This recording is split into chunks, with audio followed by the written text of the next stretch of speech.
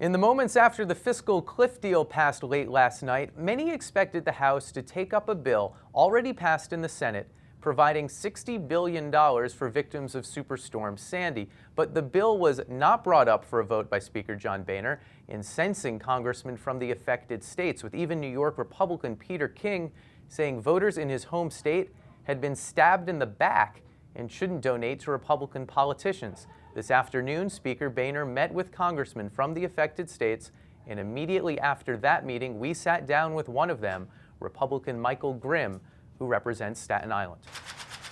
So you just got out of the meeting with the Speaker, correct? Yes. Did he explain why the vote didn't happen last night? Yeah, I mean, to some extent, it's exactly what we all thought it was. Listen, very difficult day yesterday. Very tough vote for a lot of members of my conference. A lot of the conference was, let's just say, disenchanted with the lack of spending cuts in the bill.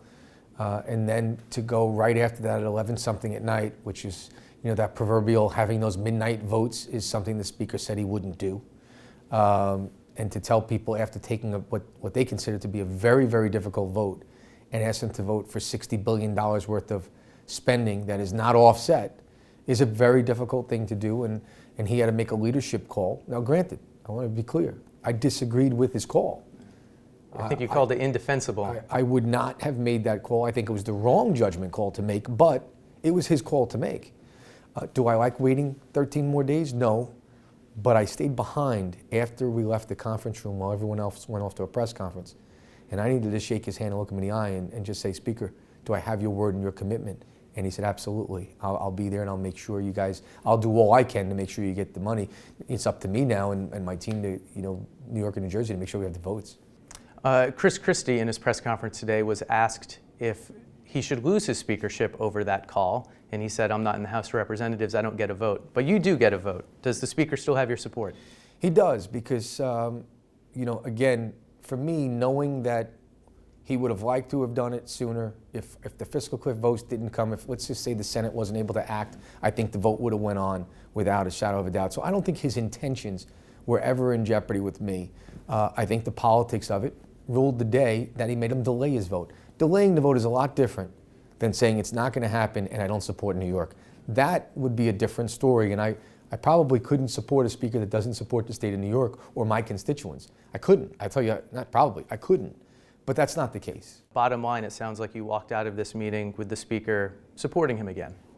Well, I would say that I was always supporting the Speaker.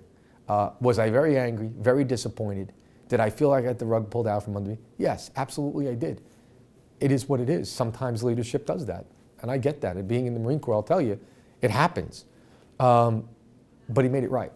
Can we get that 13 days back? No, we can't.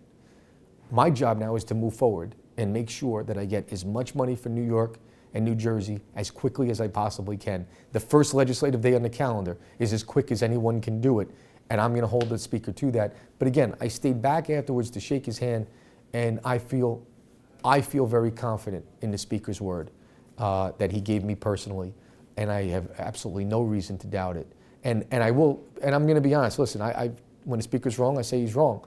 He was wrong in delaying his vote.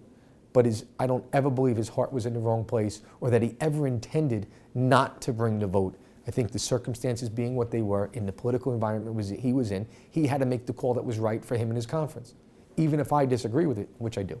How, if at all, does this delay hurt Staten Island?